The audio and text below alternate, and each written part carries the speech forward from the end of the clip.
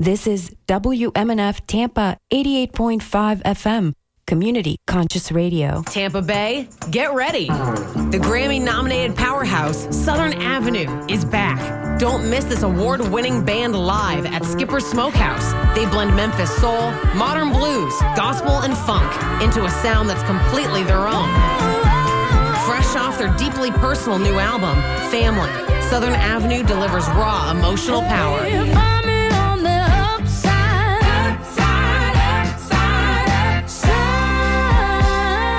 Magazine says they are jaw-dropping and not to be missed. Come dance, sing, and feel every beat. When Southern Avenue plays, you don't just listen. You become part of the family.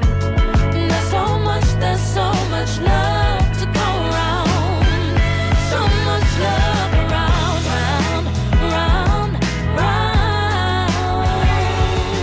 Southern Avenue, January 21st at Skipper's Smokehouse. Doors at 7, music at 8.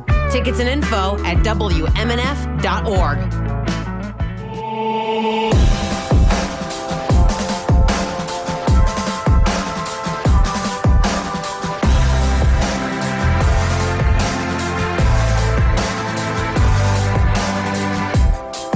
Thank you for joining me here on WMNF Radio 88.5 FM.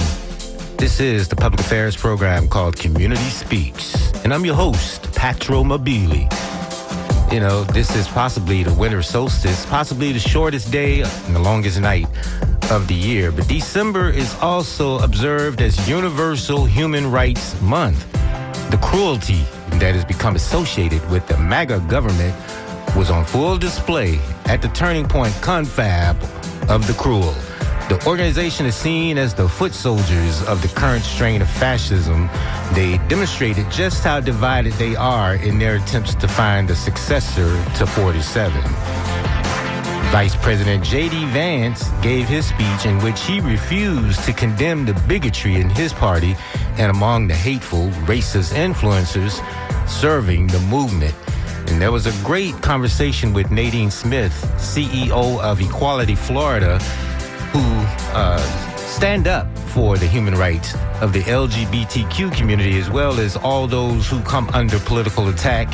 That aired on WMNF this morning and can be found in the archives at WMNF.org. I fully recommend you go and listen to that. She talked about the fight here in Florida. So I do recommend listening back to the full conversation. And meanwhile, the failures of the MAGA government are on full display for all who have eyes to see. The $1,776 check to the military troops was a lie or a gimmick. If you get it, you better hang on to it if you want a roof over your head. And something is already beginning to change. Recent special elections have revealed growing economic and social discontent. And Nikki Fried, who serves as the chairperson for the Democratic Party in Florida and formerly served as the 12th Agricultural Commissioner, believes the pendulum is swinging in favor of Democrats with the recent election of Eileen Higgins as mayor of Miami.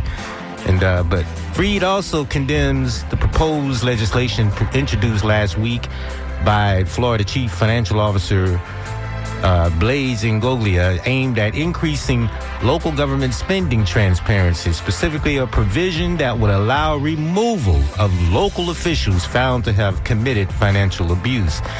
As for the governor's race, David Jolly has already thrown his hat in running the long campaign and making his former Republican Party in Florida sweat in their jack boots. So MAGA is scared and weak as the pushback gets underway. Their political gaslighting continues as distractions, as the economy suffers under the weight of tariffs, deportations, and cultural warfare. The attacks on diversity has made celebrating anything not associated with white so-called Christian nationalism is a revolutionary act, including the celebration of Kwanzaa, the African-inspired cultural holiday stretching from the day after Christmas and culminating in a feast on New Year's Day. The 7-day observance celebrate the 7 principles known as the Nguzo Saba. We'll talk about that at the top of the program here today and take your telephone calls. Of course, we are always welcome to give us a call to engage in these discussions, especially as we bring these issues up. This is the time of year that we need to make an assessment and give a report card to those who have been in power. And we do appreciate all of the love you've shown this radio station, given the fact that this radio station has come under attack as part of the Corporation for Public Broadcasting has been defunded, as so much has been defunded right now, so that MAGA can give tax breaks to the rich. But in spite of that, this year we saw you, the listeners, call in and make all that irrelevant. We still were able to keep the operations going strong because of you. So, we're going to continue to push back and continue to do our jobs and do our part. But there are those of you out there who are trying to do your part as well in whatever sphere you're operating in. And we talk about the people who are running for office, and we talk about these proposals to remove people from office if they don't comply, step in line with these policies, these anti-human rights policies that we're seeing in red states like this state and from the federal government. So it's important that we continue to have these discussions and continue not to be distracted and not to be gaslit under the weight of this cultural warfare that goes on. And as I said, celebrating Kwanzaa is a real revolutionary act, given, the fact that celebrating freedom from slavery, Juneteenth has now become a federal holiday. It may not be over the next 3 years. So, 2025 is coming to an end, but my goodness, 3 more years of hell. But there is going to be a need for the fight back, and that needs to continue as well. We're going to be joined on the telephone right now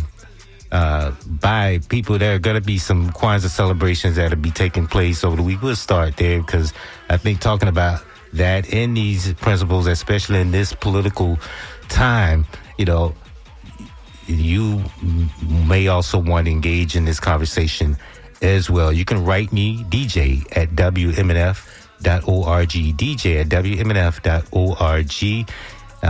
You can call us as well, 813-239-9663. That's the number to call if you want to join a conversation, especially around the issues that I've already talked about, but these other issues as well.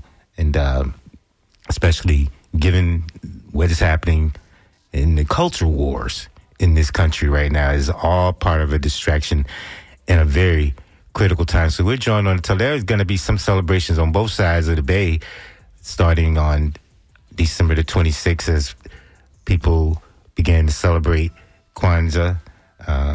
It goes on until January 1st, where there's supposed to be a huge feast. In the 7 principles should be talked about. These are principles that are unifying, especially on the first day. And over in St. Pete, there will be a celebration of that first day. It hosts the first night of Kwanzaa at the St. Pete Youth Farm.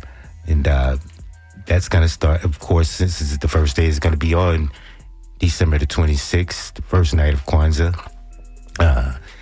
And we know that, most community members will be celebrating this African proverbs. They'll be reflecting on the African proverb, I am because we are.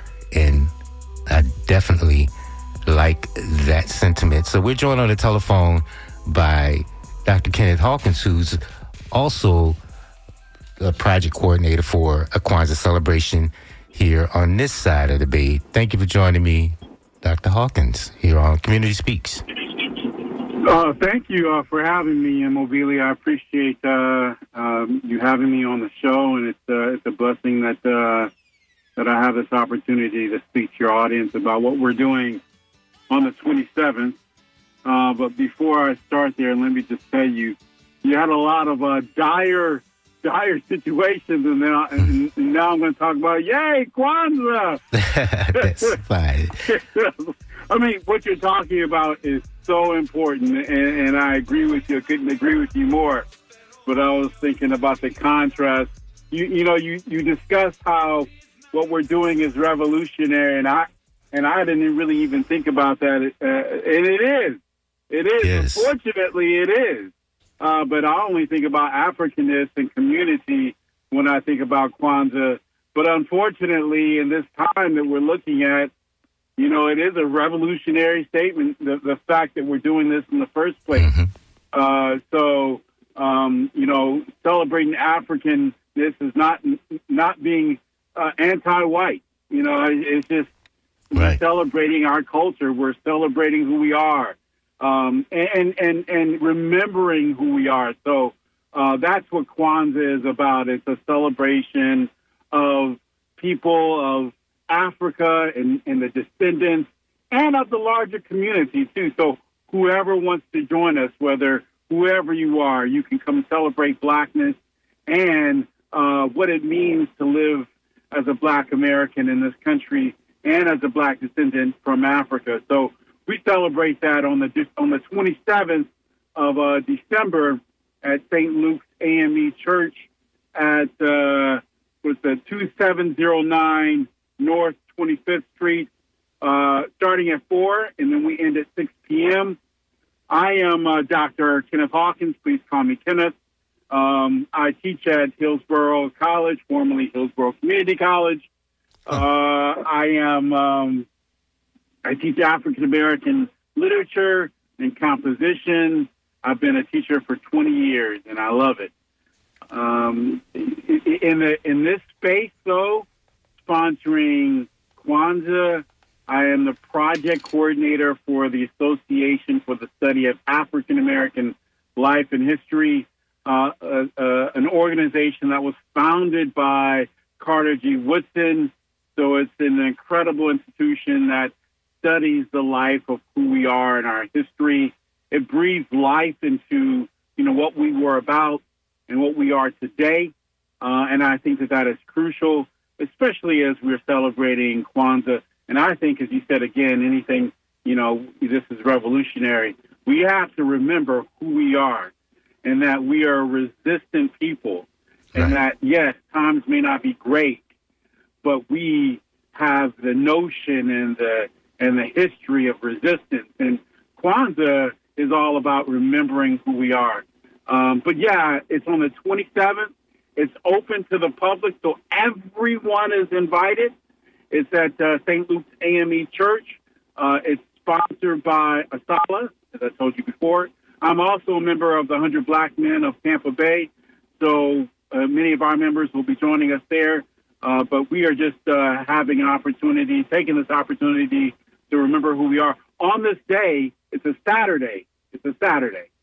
And it's Kujitagali. It's the second day of Kwanzaa, which means self-determination. And we need to have that in abundance. But yeah, we're going to have food and poetry and just other events that we're going to have. We're going to have someone talk about Kwanzaa, especially if you don't know anything about it. And then just some cool events. And I think that if you guys come out, I hope that you will, I think that you're going to enjoy yourself. So everyone, no matter hue, gender, whatever you are, if you want to learn about Blackness and difference and progress, here's your opportunity. So I hope to see you then. Question, sir? Yeah. Well, man, you must be pulling your hair out. If you're the project coordinator for African American Life and History, you've seen the politics going on in the state of erasure. You must be really going through it right now, given the gaslighting that has been going on. But you're right. There's so much to celebrate here during Kwanzaa. When you think about these principles, there's nothing divisive about any of it. The first night is, of course, unity. And the night you're going to be doing the celebration on the December 27th is self-determination. So there's nothing divisive about any of this, but yet people are seeing using these type of holidays as proof that we are divisive. So with the erasure going on, how can we use these opportunities? We already talked about how it's already in the Revolutionary Act to even do it, but how can we use this opportunity to rewire our politics in this country? Yeah, it's an interesting question, but I think part of that is loving who we are. And that's easy to miss, and this time, I think, what the J.D. Vance said the other day at that mess of a thing. He said, what was it? You shouldn't feel bad for being white. And that statement concerns me because it's never about feeling bad about being white. It's always addressing, discrimination and racism and difference and your attitude and your behavior. That's what it's about. I took a women's studies class back in college a long time ago, and it wasn't important that I felt bad about being a guy. It was about equality and how that looked and how that doesn't look. So, bump your feelings about that. I don't really care about where you are and how you feel about things, but what I do care is about, do you treat me as a human being? That is important. And do I treat you as a human being? And I think when we have something like Kwanzaa, we need Kwanzaa because we need a remembrance, unfortunately, because every day that we wake up, there's something that's anti-black. Unfortunately, that still exists. And until that stops, and I hope that it does, because I am a very hopeful kind of guy, but until it stops, we need things to continue to say, especially to black men and even the black women who've been losing their jobs in droves now, even though they're the most qualified people. We need something to say, hey, please don't give up. We love you. Right. You're good. It ain't you. And you guys got to remember that. So when we have a 7-day event, it should have been 360 days. It should be every day. Yeah, that's right. Just to remind people about this, it ain't you. But we need to continue to resist, persist, and this is a struggle. And unfortunately, Dr. King is my guy. And he died, in 1968. Unfortunately, I always think about what would he say if he was around today. I think he would be very disappointed. But we've made strides in other places. The fact that I'm a teacher at Hillsborough College, that's a big deal, right? So, but also it's not a big deal that I represent less than 2% of college professors who are black and male. That's sort of a big deal too. So there are some issues, but we're trying to fix these issues and move along and improve not just this country but the world.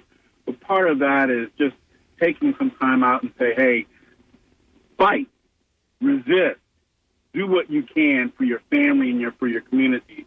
But this is an opportunity, Kwanzaa especially, is an opportunity for you to remember who you are. And sometimes, I celebrate Christmas. I do. I've been celebrating Christmas all my life with my kids and when I was a kid myself. But, Christmas is great. No issues with Christmas, but it doesn't really have the sense of Africanness, the blackness that we need, that's called on for this time. So, and again, for all time.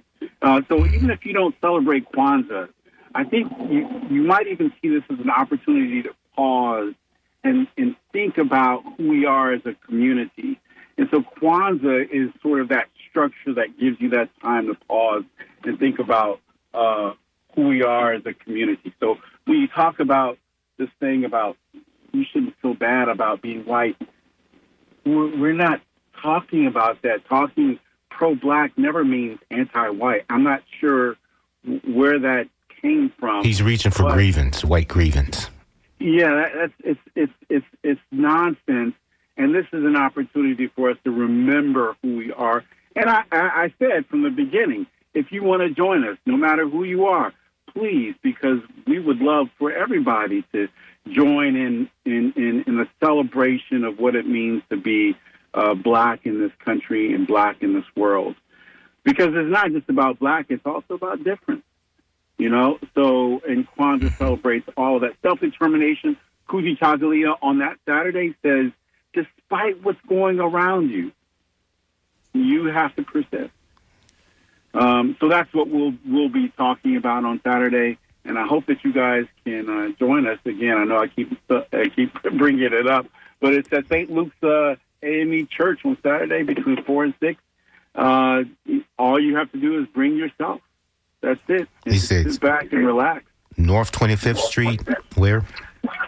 It's 2709 North 25th Street. It's the St. Luke's AME Church. Okay. And I think that night, Kuji Chakalia is one of those issues that we really should be meeting and talking about. Self-determination is an important term in this moment. I know we only talked for a short time. We got a couple of calls on. We only got you for about 4 minutes. Great. So maybe we could take one call with you.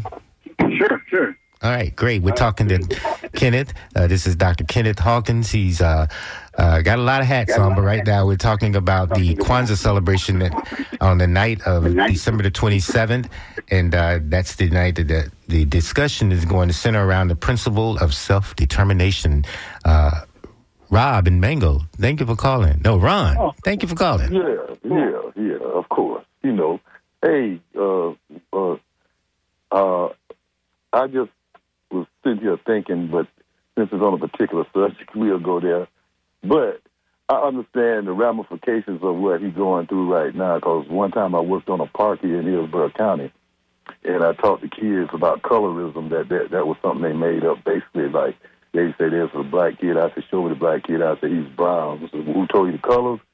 They said, my mom. I said, well, they don't know their colors.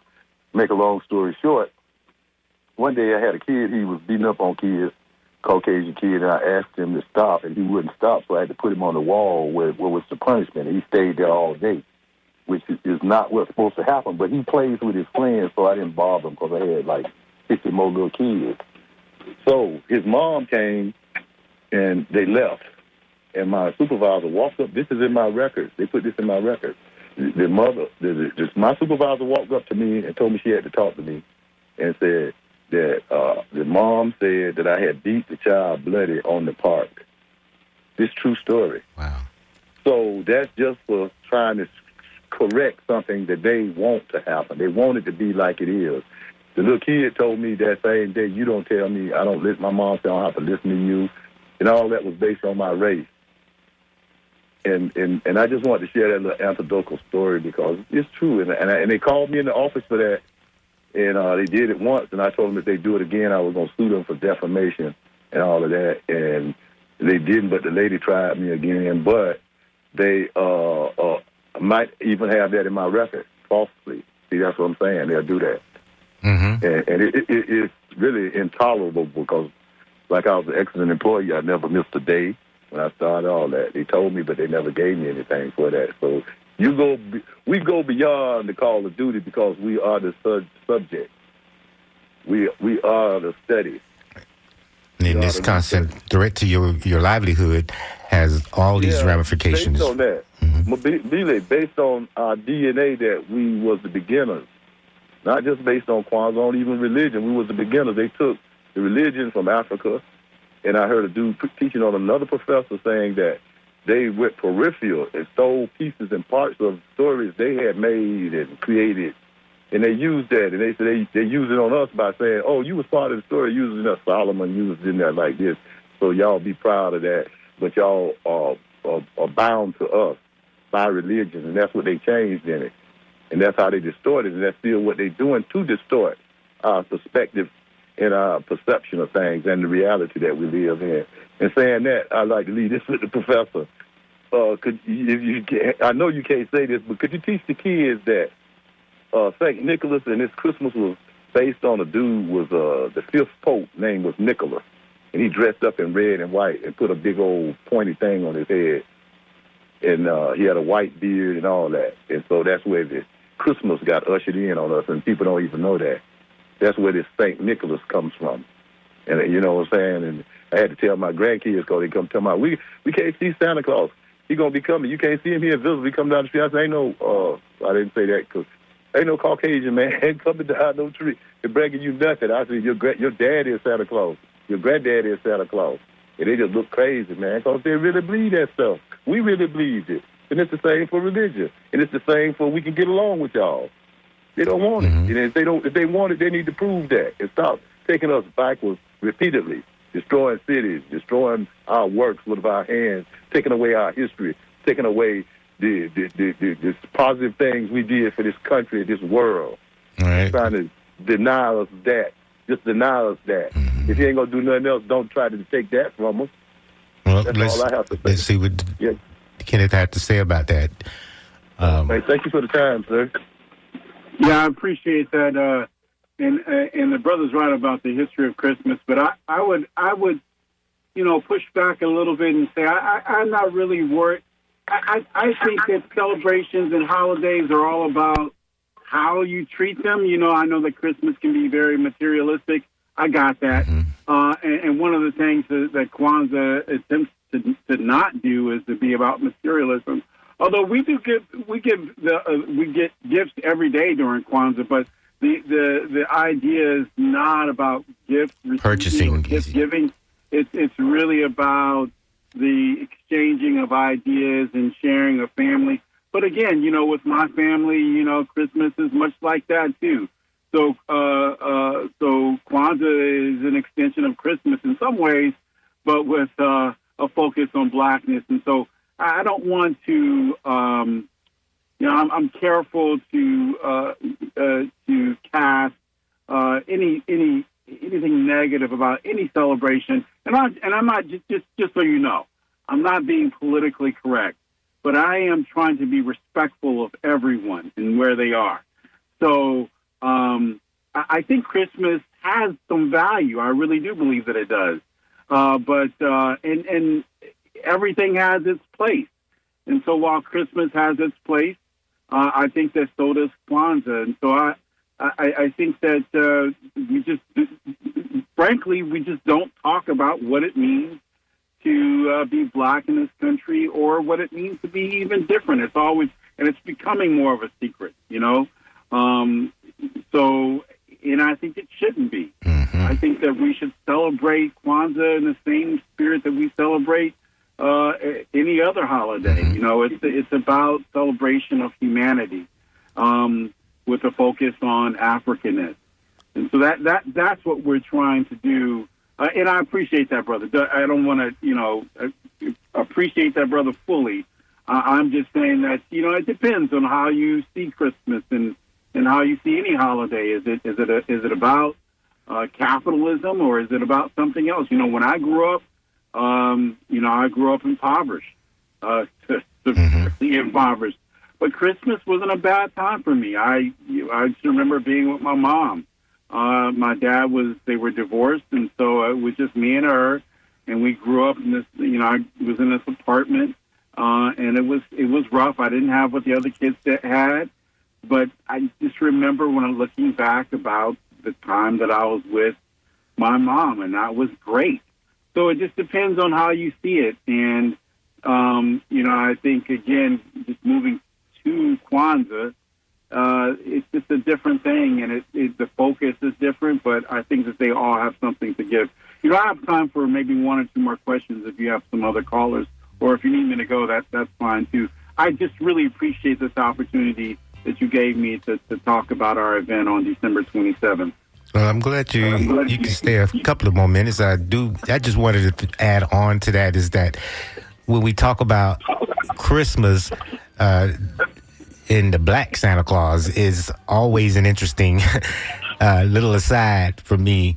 And I think that has been, it's done double duty. Santa Claus does double duty for God, I think, in a lot of cases where you tell children he sees it all. He's making sure you're not acting naughty. And kids come to their own in terms of what the full story is and then determine whether or not Santa Claus is even a real thing. And I think that's a test that kids put themselves through. I think everybody recognizes that it's the parents. But this idea that, Santa Claus being black is causing such a stir, it does double duty politically, and why every year the Republicans or the conservatives talk about whether or not we should even be. Why don't we even say Merry Christmas? And I've never seen people stop saying it. And Happy Holidays is one thing, but the idea that that's the thing that animates a lot of people in this country, and the fact that it also, when I say double duty, it's the same question that comes around the question of Jesus, which is supposed to be the reason for the holiday. And it seems like this question of Black Santa, Black Jesus comes up every year. Yeah, the onus of that is not on us, though. The fact that we color Saint Nick black or brown or whatever, that's all about representation. And so why are you mad about that is on you. That's not on us. Right. So we're just trying to make it relevant to us. A lot of, when I grew up in Texas, a lot of my Mexican Americans would have the Three Kings holiday, and they would also have, many of them were Catholic, and so they had the Day of the Dead. I can't remember the phrase in Spanish, but they used some of their historical background, and modified Catholicism, and so that it made it more relevant for them. So I mean that's just a natural thing that we do as people to make things more relevant for us. So it's the fact that you're upset that we made Saint Nick or anything more relevant to us is a problem that you have and not us. Right. And that's a bigger issue. That there's so many people who are having struggling in school, in public school, middle school, high school, and elementary. And I even think even college, because the education is really not relevant to us. Not to go on a tangent, but, making things more relevant might make us focus in. I'm not saying that everything has to be black, but I am also saying that we need to think about education in terms of, how can we make it more relevant to the diversity that we have in school. So the killing of DEI is another way to say that we're going to try to make it even harder for black and brown people, and especially black people, because if it wasn't hard enough, we want to make it. We want to strike at the heart again. I'm very careful because I'm also a representative of Hillsborough College. So just to be clear, my ideas are not reflective of the college, but I am also saying that it's making things contextual to how we look when we get up and look in the mirror, just as a sign of self-love. So I don't even know, it's a crazy notion what you're saying, but it's true, unfortunately. But, I'm also careful with saying, making St. Nick black. I have no issues with that, by the way, or Christmas black. I have zero issues with that. But I think that, this, for me, Kwanzaa it comes out of some aspects of Hanukkah, but Geronza, is it Moan Karanga, kind of came up with this holiday, this time for us to reflect on his own on African tenets. So this is truly about the things that make up our community and what makes us work and move through this world. So it's not something that we have to color. It's something that's ours from the beginning that we continue to develop. So I just want to just make mention of that. But thank you. I have a few more minutes and then I have to go. But thanks for having me on, and I hope I have as many people joining us on that December 27th at St. Luke's Church, AME, between 4 and 6 p.m. 4 and what? I'm sorry, the time again? We start at 4. We start at 4 and end at 6 p.m. Okay. And I would like to also mention that our president is Miss Middleton, and she's been incredible. And we have Fred Hearns and John Streeter and Deidre Tatum. So we have many members who are in some of the names are eluding me. Miss Frisk, Miss Queen. We have a lot of members who are very active and they believe in our community, and so they will all be there. Cheryl, that's her name, and we will all be there trying to contribute and make this happen for everybody to enjoy. But also, that's what I want to tell you. Next year, we plan on having it at the Tampa Bay Black History Museum, where Mr. Hearns is the director there. And I'm hoping to do it like 2 times next year. That's the hope. That's going to cost us a lot, but that's the hope. As a project coordinator, I'm trying to get that. I know that Fred Hearns said that he would be happy to do that next year. And so that's what we're working on at the Tampa Bay History Museum next year, not this year, next year. And that the hope is that we can do it twice, because for me personally, I can never get enough of Black history or Black history stuff or Black anything Black. So yes. So I'm hoping to do it twice next year. And we're called Association for the Study of African American Life and History. You can Google us, join us. Be a part of our organization. It's an incredible organization. We just met this past September, I think, in Atlanta for our conference, and I think next year is in. Don't quote me on this, but I think it's in Baltimore. But don't quote me. And we do a lot of things that are specifically related to African American history and the challenges that we face in the future. And we have many people from diverse backgrounds who are part of this organization. So please don't feel that, if I'm not African American, I can't be a part of this. That would be silly. So, but yeah, that's all. Thank you. Well, do you have another question or another caller, or is that it? Well, I don't want to hold you much longer, but I do appreciate your coming on. I do wanted to say I didn't know. Maybe this is just because I'm outside of the loop a lot of the time. I didn't know Hillsborough Community College dropped the community from their name. It's just Hillsborough College now.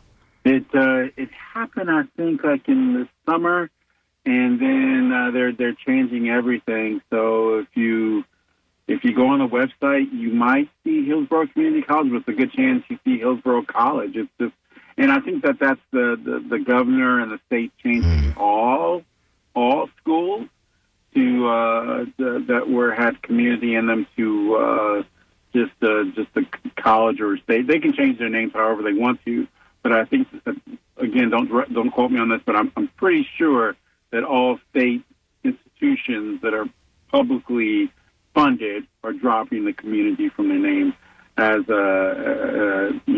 decreed by the state. So that's why we're no longer. But we're still open to everybody.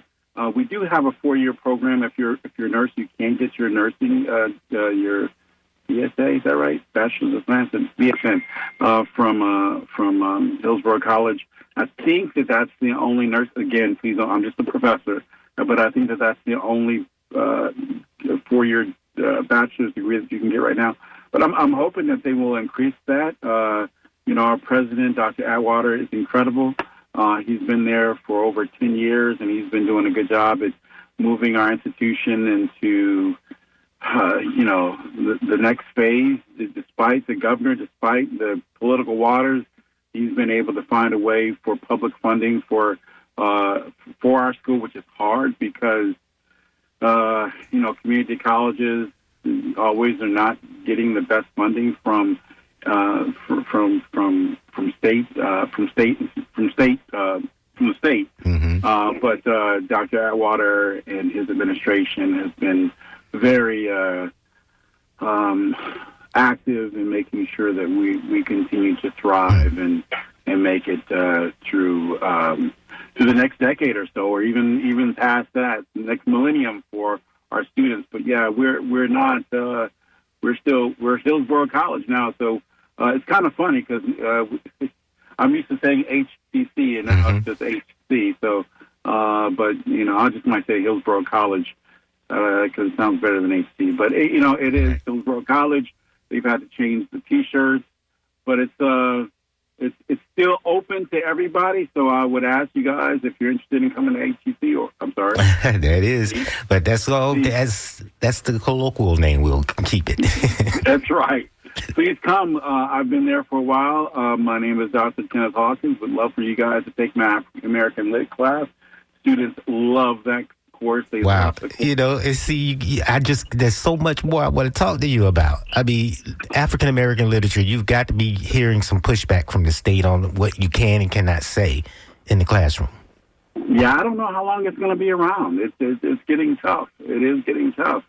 I try to be as on the low radar as much as I can, but students continue to enroll in the class, and it's exciting, and I love it. It's they learn a lot, I learn a lot, and we have big fun, and they're always disappointed. The biggest thing is that they leave saying, "Wow, I wish I had learned some of this in high school." And so I'm gonna leave with that. But I hope that everyone can join December 27th at 4 p.m. at St. Luke's AME Church, Kwanzaa, second day of Kwanzaa, sponsored by Asala. Thank you for having me on the show, and I wish you the best and have a great New Year's. If you don't hear from me again, please contact me again. I'd love to talk about African American lit. Yes. Anything like that. We will. I will certainly do that. Thank you, Kenneth, for joining me today. Take care. You too. December nights, city haze, apartment lights in the ghetto. Black Christmas. In the night, siren wheels, they're still filling up the jails in the ghetto. Black Christmas. People don't dream of a Christmas that's right, without a tree in sight. We have a dream, we dream every night. Black is just as beautiful as white. That's the Harlem's Children's Choir with Black Christmas. Very interesting song. I do want to thank you for joining in to Community Speaks. And it's a shame that our community college no longer has my favorite word in its title, community. That's just a takeaway I just wanted to point out. But you can email me, DJ at WMNF.org. And during our conversation with Dr. Kenneth Hawkins, you've been emailing. One person has emailed and said, all Christmas is the Christian faith stealing winter solstice, a pagan holiday. Anyone who knows anything knows. And you are absolutely right. It looks like the whole Christian culture was built on pagan culture. 813-239-9663 is the number to call. Another emailer has written, a human's color spans the range, an infinite spectrum. That's true, too. That's from Claude. It's not strange. Thank you, Claude. 813-239-9663. This is the show. We're talking about some of the Kwanzaa celebrations, the principles of Kwanzaa. Kenneth was talking about on the 27th. That will be the second night of Kwanzaa. Self-determination will be the principle on tap. And but in St. Pete, the St. Pete Youth Farm is going to host the first night of Kwanzaa. And, of course, the theme for that night is unity. So this is a great thing that, we have Kwanzaa as part of this time of year celebration to counter the capitalism, the idea that you're holding things over some of your children's heads. They make them act right throughout the year. It's crazy, but 813-239-9663 is the number to call if you want to join the conversation. I want to invite Eduardo to talk about St. Pete housing. Thank you, Eduardo, for calling in. Yeah, it's good to talk to you again. Yeah, I wanted to bring this up because it was brought up in the Tampa Times. A lot of the apartments were affordable, like in the 600-700s, and now they're hovering almost 1,500. Mm-hmm. I mean, St. Pete looks like Manhattan. I'm sorry. Go ahead. Say that again. St. Pete looks like Manhattan. Yeah, it does, like mini Manhattan, yeah. Especially with Central Avenue, where all the restaurants are and all that. Yes. And growing even bigger.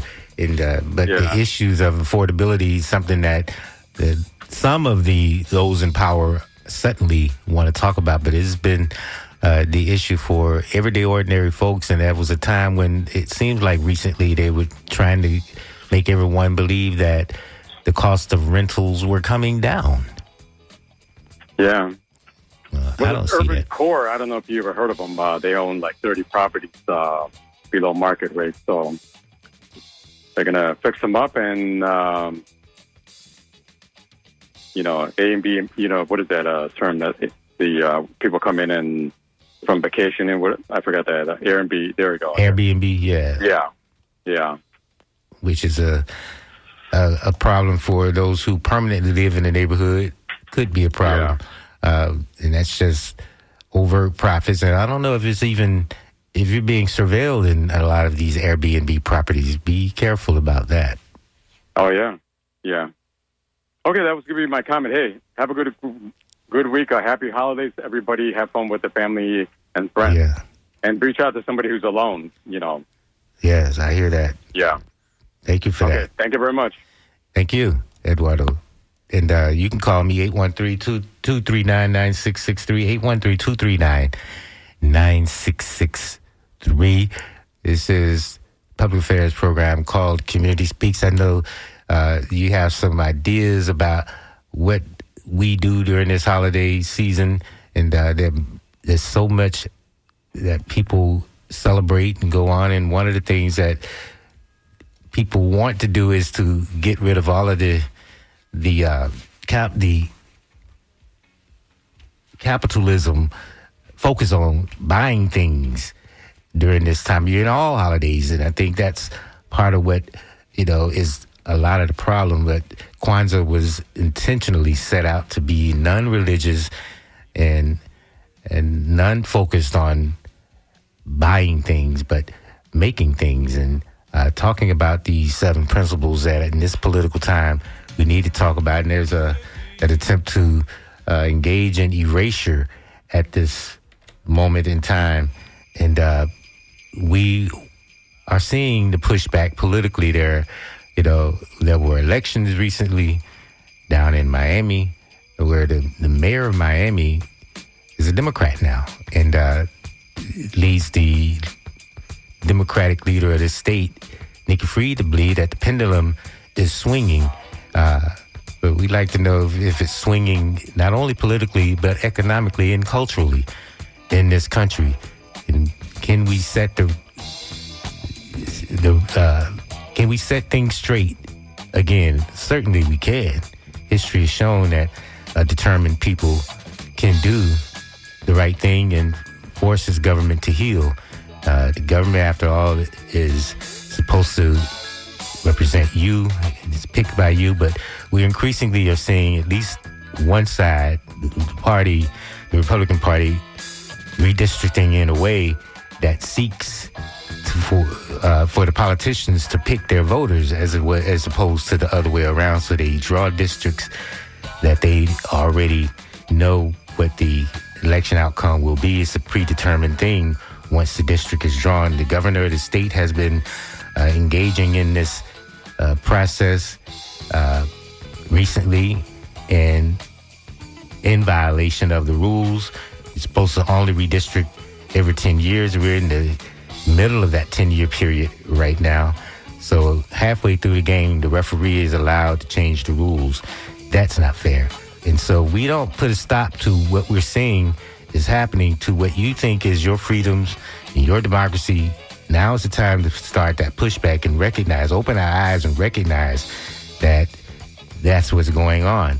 And these principles during Kwanzaa is a perfect opportunity to talk about these things and to put our actions into perspective, or the actions that we should be engaging in.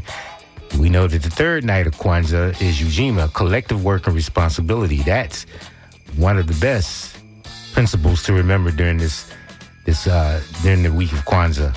And then cooperative economics, something that those who are in ruby red states will call socialism, but Ujamaa is cooperative economics, something that you need to engage in, especially if you are working class. You're part of this working class that needs to basically play catch up in this economy. And if you're African American, and there's been surveys, there's been studies to show that it's going to take a couple of centuries to create the economic or the wealth that we can pass on to the next generation. It's going to take a couple of centuries to catch up in this country to do that. Even though there's some who are doing quite well, there are far many others who are not. Cooperative economics is a principle that I think is worth celebrating. And so on that fourth night of Kwanzaa, that's what's on topic. And then, of course, it rounds out with Nia, which is purpose, and Kuumba, which is creativity, and Imani, which is faith. And that's the last day of Kwanzaa. So, that's just one cultural celebration that I think is an important antidote to the crass capitalism and materialism that is taking place, that takes place every year and around many holidays, and at a time when there's an attempt to engage in erasure. A lot of these celebrations are not going to be sanctioned by the federal government. At least over the next 3 years, we could probably lose the federal holiday of Juneteenth. And so this is part of why we have to continue to talk about these principles, which I think is these 7 principles are a perfect opportunity to do just that. 813-239-9663. Looks like some of you were calling earlier. Please feel free to call back. And let's talk about what you're going to be doing to round out this week and to get prepared for the fight ahead. As I said, even though 2025 is coming to an end because of the decisions that too many people were conned into making, bringing 47 to the White House again, next 3 years, if they're going to be anything like this first year, it's going to be hell. And we're going to need to be empowered. And the way to do that is in numbers, to work together. We know that there are people who are using and wielding their power in a way to disempower the people. We've seen that with the initiative, the ballot initiatives here, but also, as Nika Freed has pointed out, the proposed legislation on the part of the Florida Chief Financial Officer, the CFO Blaise Ngoglia. One of the first threats, if you are not going to engage in government spending transparency at the local level, you can be removed from office, not voted out of office, just removed, like the governor is some kind of king that can pull people out of office that were elected, and he's already demonstrated that he can do that. Federal government, federal judges demonstrated that when he got rid of Hillsborough County's prosecutor, the federal judge said the governor was wrong for doing that to you, but there's nothing I can do to give you your job back. So that's going to be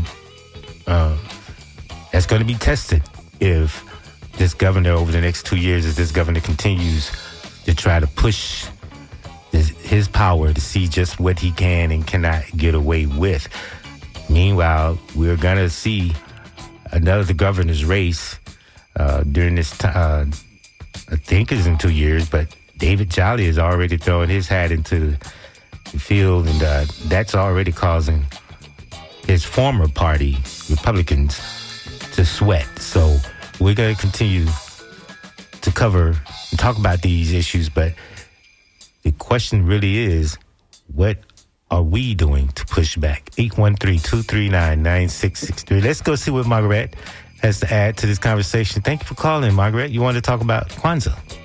Well, a combination of holidays, I guess, but Okay. Kwanzaa being one. I know when it got started here in Hillsborough County, we didn't get a lot of participation, so it seemed to have died out. I hope that my prayer and desire is Black people will study and understand their history and their culture and learn to love themselves so we can get together and we can do better in that manner. But until then, we're just going to continue to follow blindly what other people give us to do. These holidays is coming up, and I don't even like to say Christmas because Christ shouldn't be in it. It has nothing to do with Christ. People need to understand and study and find